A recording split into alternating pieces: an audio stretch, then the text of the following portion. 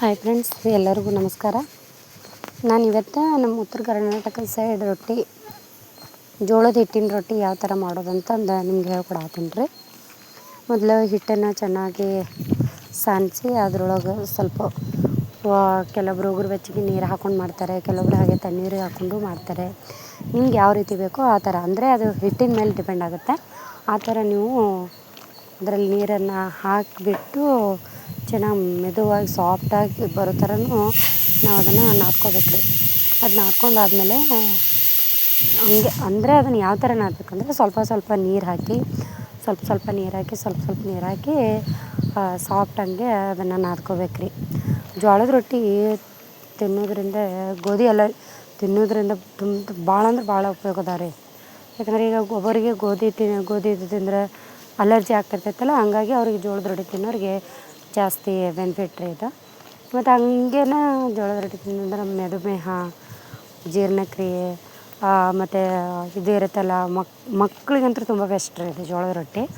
ಬಿಜಾಪುರ ಇದು ಜೋಳದ ರೊಟ್ಟಿ ಮೊದಲು ಫುಲ್ ಏನಂದ್ರೆ ಜನಪ್ರಿಯ ಆಹಾರವಾಗ್ಬಿಟ್ಟೈತೆ ರೀ ಅದು ಬಿಜಾಪುರ ಉತ್ತರ ಕರ್ನಾಟಕ ಅಂದರೆ ಜೋಳ.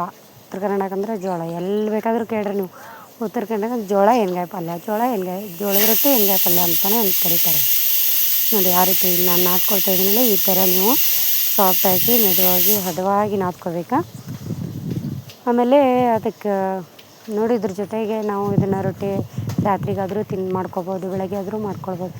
ಎಂಥವರೇ ಇರಲಿ, ಅದು ರೊಟ್ಟಿ ಮಾಡೋಕೆ ಆಗೋದೇ ಇಲ್ಲ ನಮಗೆ ಅನ್ನೋರು ಕೂಡ ನೀವು ಜೋಳದ ರೊಟ್ಟಿಯನ್ನು ಅಷ್ಟು ಸುಲಭವಾಗಿ ಮಾಡ್ಕೊಳ್ಬೋದು. ನೋಡಿ ಫ್ರೆಂಡ್ಸ್, ನೀವು ಯಾರ್ಯಾರು ನಮ್ಮ ಸೈಡ್ ಬಿಜಾಪುರದವ್ರು ಇದ್ದೀರಲ್ಲ, ಯಾರಿಗೆ ಜೋಳದ ರೊಟ್ಟಿ ಇಷ್ಟ ಕಮೆಂಟ್ನಲ್ಲಿ ತಿಳಿಸಿ. ಹಾಗೆಯೇ ಇನ್ನು ಯಾರ್ಯಾರಿಗೆ ನಮ್ಮ ಉತ್ತರ ಕರ್ನಾಟಕ ಸೈಡ್ ಅಡುಗೆ ಯಾವ್ದು ಬೇಕು ಅನ್ನೋರ್ದಿದ್ರೂ ಕೂಡ ಅವರು ಕೂಡ ಕಮೆಂಟ್ ಬಾಕ್ಸ್ನಲ್ಲಿ ತಿಳಿಸಿ ಅಂತ ಹೇಳ್ತಾ, ಲೈಕ್ ಮಾಡಿ, ಶೇರ್ ಮಾಡಿ, ಸಬ್ಸ್ಕ್ರೈಬ್ ಮಾಡಿ. ನೋಡಿ, ರೊಟ್ಟಿನ ಆ ಥರ ಉಂಡೆ ಸ್ವಲ್ಪ ನಮಗೆ ಎಷ್ಟು ಬೇಕೋ ಅಷ್ಟು ತೆಳು ಬೇಕಾದರೆ ತೆಳು, ದಪ್ಪ ಬೇಕಾದರೆ ದಪ್ಪ, ಆ ಥರ ನಾವು ಸಣ್ಣ ಉಂಡೆಗಳನ್ನಾಗಿ ಮಾಡಿಕೊಂಡು ಅದನ್ನು ನೀಟಾಗಿ ತವಿಗೆ ನಾನು ಕಾಯಕ್ಕಿಟ್ಟೀನಿ ರೀ. ತವಿ ಕಾಯಕ್ಕಿಟ್ಟು ಸ್ವಲ್ಪ ಅದು ಏನು ಮಾಡೋದು, ಅದು ರೊಟ್ಟಿನ ತಟ್ಟಾಕ ನಮಗೆ ಸ್ವಲ್ಪ ಇದು ಬೇಕಲ್ಲ ರೀ ಹಿಟ್ಟು. ಅದಕ್ಕೆ ಅದನ್ನು ಹಿಟ್ಟು ಸಾನಿಸ್ಕೊಂಡು ಸೈಡಿಗಿಟ್ಟು ಅದೇನು ನಾನು ಸ್ವಲ್ಪ ಉಂಡೆಗಳನ್ನ ಏನು ಮಾಡಿಟ್ಟಿಲ್ಲ ಆ ಥರ ಕೈಯಲ್ಲಿನೂ ಉಂಡೆ ಮಾಡ್ಬೋದು ರೀ. ಅದನ್ನು ಮಾಡಿಬಿಟ್ಟು ಕೆಳಗಡೆ ಅಂದರೆ ರೊಟ್ಟಿ ತಟ್ಟೋದ್ರ ಕೆಳಗಡೆ ಒಂದು ಸ್ವಲ್ಪ ಹಿಟ್ಟು ಹಾಕಿ, ನಮ್ಮ ಕೈಗೂ ಸ್ವಲ್ಪ ಹಿಟ್ಟು ಹಾಕ್ಕೊಂಡು, ಆಮೇಲೆ ಈಗ ಆ ರೀತಿ ಒಂದು ಕೈಲೇ ಬಡಿತಾ ಒಂದು ಕೈಲೇ ಅದು ತಿರುಬರಳಿಂದ ನಾವೇನು ಮಾಡಬೇಕು, ಅದನ್ನು ಸ್ವಲ್ಪ ತಳ್ಳಬೇಕು, ಅದನ್ನು ಬಡಿಬೇಕು. ಆ ಥರ ಹಂಗಂದರೆ ಸೇಪ್ ಚೆನ್ನಾಗಿ ಬರುತ್ತೆ, ವೃತ್ತಾಕಾರವಾಗಿ ಸೇಪ್ ಬರುತ್ತೆ. ಅದನ್ನು ಸ್ಲೋ ಆಗಿಯೇ ಬಡಿಬೇಕು. ಇವಾಗ ನಾನು ಒಂದು ಕೈಲೇ ಬಡಿದೆ, ಸ್ವಲ್ಪ ಅಗಲ ಆಯಿತು, ಹಂಗಾಗಿ ನಾನು 2 ಕೈಲೂ ಬಡಿತಾಯಿದ್ದೀನಿ.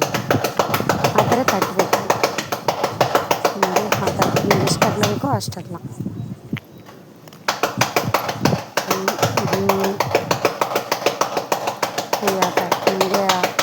ನನಗೆ ಚೆನ್ನಾಗಿ ರೊಟ್ಟಿ ಮಾಡೋಕ್ಕೆ ಬರುತ್ತೆ ಅಂದರೆ ಇದನ್ನು ಯಾರಾದರೂ ಮಾಡ್ಬೋದು, ನೀಟಾಗಿ ನೋಡ್ಕೊಂಡ್ಬಿಟ್ರೆ ಯಾರಾದರೂ ಮಾಡ್ಬೋದು.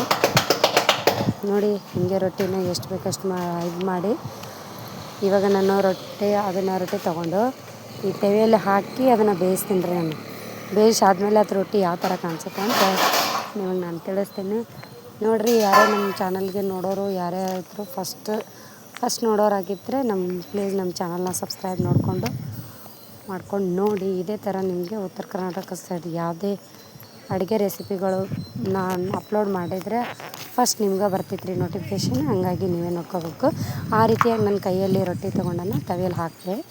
ಆಮೇಲೆ ಒಂದು ಸ್ವಲ್ಪ ಅದು ಒದ್ದೆ ಬಟ್ಟೆಯಿಂದ ನೀರನ್ನು ನಾನು ತವೆ ಮೇಲೆ ಆ ರೀತಿಯಾಗಿ ಹಚ್ತಾಯಿದ್ದೀನಿ. ನೀವು ಆ ಥರ ಮಾಡೋದ್ರಿಂದ ರೊಟ್ಟಿ ಏನಾಗುತ್ತೆ, ಸ್ವಲ್ಪ ತೆಳುವಾಗಿ ಬರುತ್ತೆ ಮತ್ತು ಸಾಫ್ಟಾಗಿರುತ್ತೆ ಅಂತ. ನೋಡಿ, ಅದನ್ನು ಒಂದು ಸ್ವಲ್ಪ ಆದಮೇಲೆ ನಾನು ಚಿತ್ತಾಗಿರೋದನ್ನು ಈಗ ಉಲ್ಟಾ ಹಾಕಿ, ಇವಾಗ ನೋಡಿ ರೊಟ್ಟಿ ನೋಡಿ ಎಷ್ಟು ಚೆನ್ನಾಗಿ ನೀಟಾಗಿ ಬರ್ತಾಯಿದೆಯಲ್ಲ. ನೋಡಿ ಫ್ರೆಂಡ್ಸ್, ಇನ್ನೂ ಯಾರ್ಯಾರಿಗೆ ಈ ಥರ ಅಡುಗೆಗಳು ಬೇಕು ಅಂತ ಇದ್ದರೆ ನಮ್ಮ ಚಾನಲ್ನ ಸಬ್ಸ್ಕ್ರೈಬ್ ಮಾಡ್ಕೊಳ್ಳಿ, ಲೈಕ್ ಮಾಡಿ, ಶೇರ್ ಮಾಡಿ. ಏನೇ ಇದ್ದರೂ ಕಮೆಂಟ್ ಬಾಕ್ಸ್ನಲ್ಲಿ ಕಮೆಂಟ್ ಮಾಡಿ ಅಂತ ಹೇಳ್ತಾ ಇದ್ದೀನಿ. ಇವತ್ತಿನ ಅಡುಗೆ ರೆಸಿಪಿ ನಿಮಗೆ ಇಷ್ಟ ಆಗಿದ್ದರೆ ಲೈಕ್ ಮಾಡಿ. Okay, thank you, bye. Next ಅಡುಗೆಯೊಂದಿಗೆ ಭೇಟಿಯಾಗೋಣ. ಬಾಯ್.